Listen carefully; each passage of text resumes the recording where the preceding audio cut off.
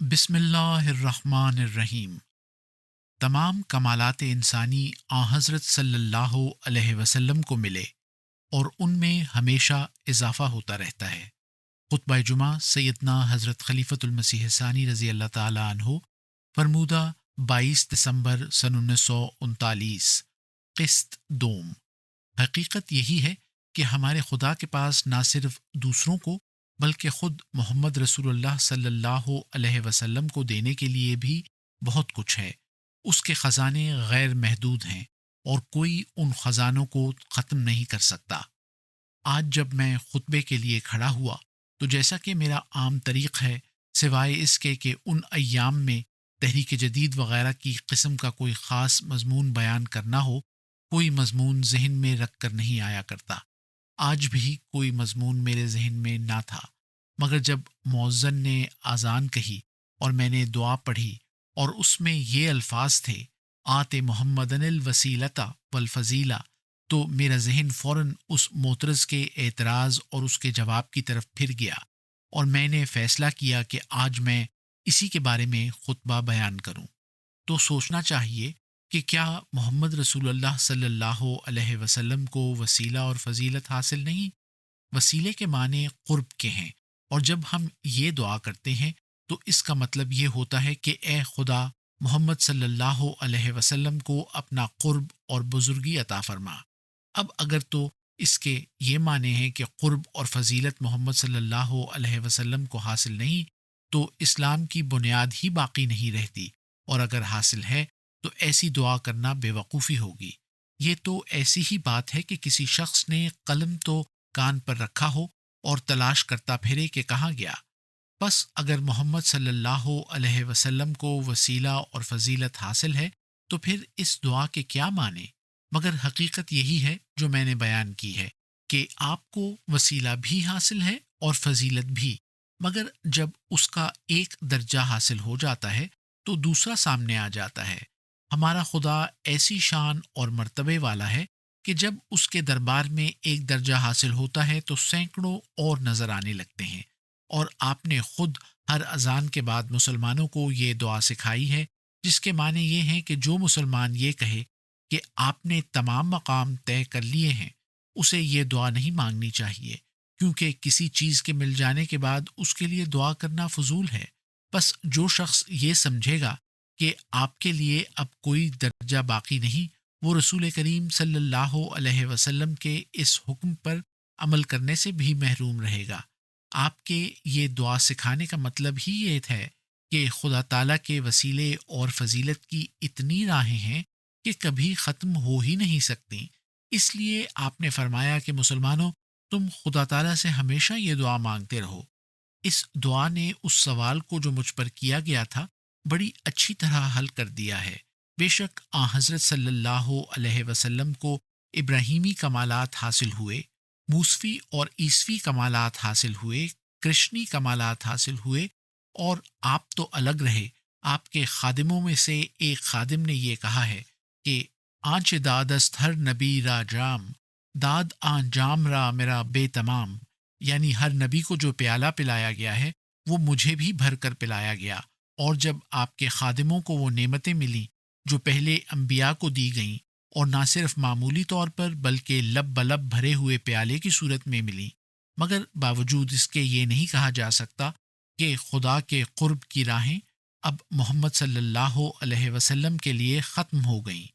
کوئی شخص کہہ سکتا ہے کہ حضرت موسیٰ علیہ السلام کو جو جام ملا وہ بھرا ہوا تھا۔ بے شک مرزا صاحب کو بھی وہی جام دیا گیا، مگر وہ آدھا تھا۔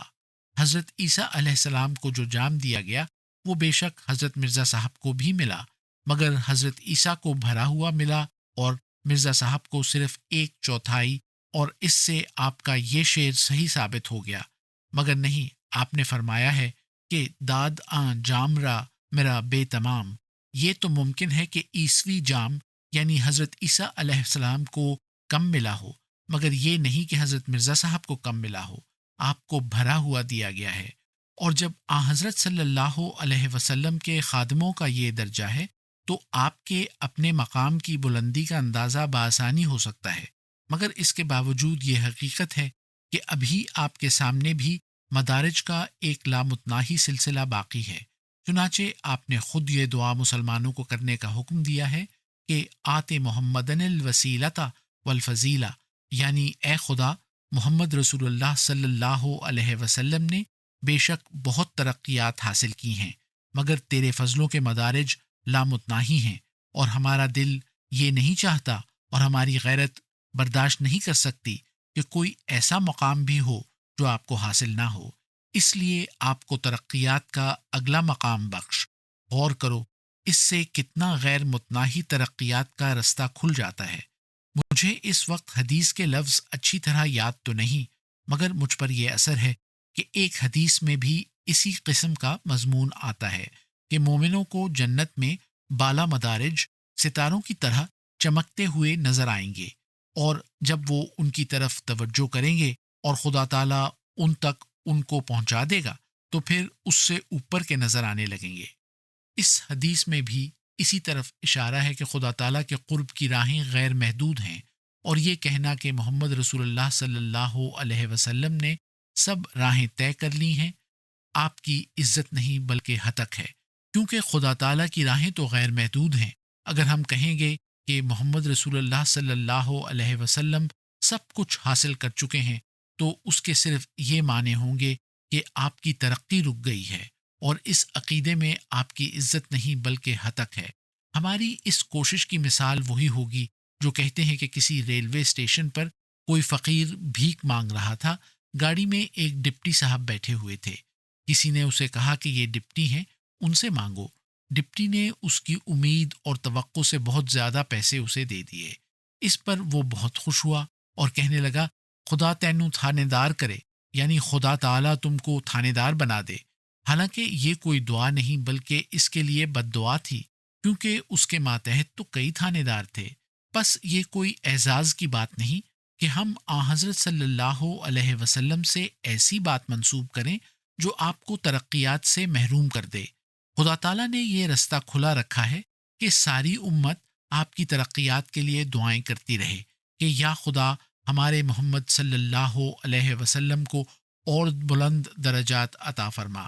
اور اگر یہ فرض کر لیا جائے کہ آپ کو تمام مدارج مل چکے ہیں تو یہ دعائیں بھی بند ہو جائیں گی، کروڑوں مسلمان دعا کرنا بند کر دیں گے، اور محمد رسول اللہ صلی اللہ علیہ وسلم کے اس حکم کو پورا کرنے سے رک جائیں گے، اور دعا کرنے والا خواہ کتنا حقیر بندہ کیوں نہ ہو، خدا تعالیٰ اس کی دعا سنتا ہے۔ یہ صحیح ہے کہ حضرت موسیٰ علیہ السلام، حضرت عیسیٰ علیہ السلام اور حضرت صلی اللہ علیہ وسلم پر اللہ تعالیٰ نے بڑے بڑے فضل کیے ہیں، مگر ایک حقیر بندہ بھی ایسا نہیں کہ وہ اپنے خدا کے حضور کھڑا ہو اور یہ سب مل کر بھی اس کے درمیان آ سکیں، چاہے کوئی کتنا کمزور انسان ہو۔ جب وہ درد اور سوز کے ساتھ دعا کرے گا تو اللہ تعالیٰ اسے ہرگز ضائع نہیں کرے گا، اور اگر یہ دعائیں بند ہو جائیں تو اس طرح وہ تحائف جو حضرت صلی اللہ علیہ وسلم کو پہنچتے ہیں بند ہو جائیں گے،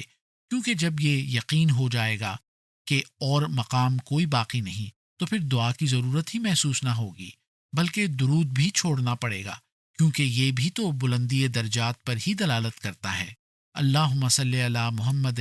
وبارک وسلم کے معنی یہ نہیں کہ آپ کو روٹی اور کباب ملیں، بلکہ اس سے روحانی برکات ہی مراد ہیں۔ اسی کا نام کمال ہے۔ تو ایسا عقیدہ رکھنے سے درود شریف کو بھی چھوڑنا پڑے گا، اور جب کسی مسلمان کی طرف سے حضرت صلی اللہ علیہ وسلم کو تحائف نہ پہنچیں گے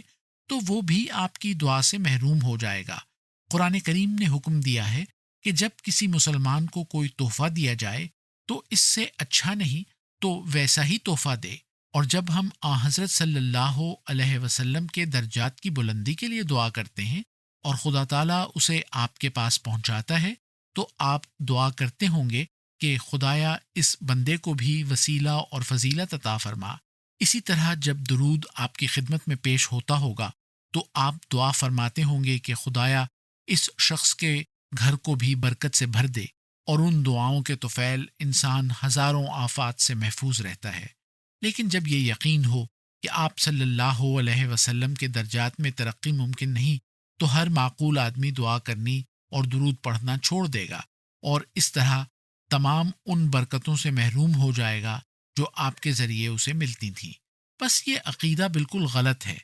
حقیقت یہی ہے کہ جتنے کمالات سب انبیاء اور بزرگوں کو ملے ہیں یا بعد میں آنے والوں کو ملیں گے، وہ سب حضرت صلی اللہ علیہ وسلم کو حاصل ہیں۔ اور اگر ان معنوں میں کہا جائے کہ آپ کو تمام کمالات حاصل ہیں تو یہ بات ٹھیک ہے، لیکن اگر یہ مطلب ہو کہ اب خدا تعالیٰ کے پاس بھی دینے کے لیے کچھ نہیں رہا تو یہ صحیح نہیں۔ اور ہر سننے والا سن لے کہ خواہ وہ اس میں ہتک سمجھے یا کچھ اور، حقیقت یہی ہے کہ ہمارے خدا کے پاس نہ صرف دوسروں کو بلکہ خود محمد رسول اللہ صلی اللہ علیہ وسلم کو دینے کے لیے بھی بہت کچھ ہے۔ اس کے خزانے غیر محدود ہیں اور کوئی ان خزانوں کو ختم نہیں کر سکتا۔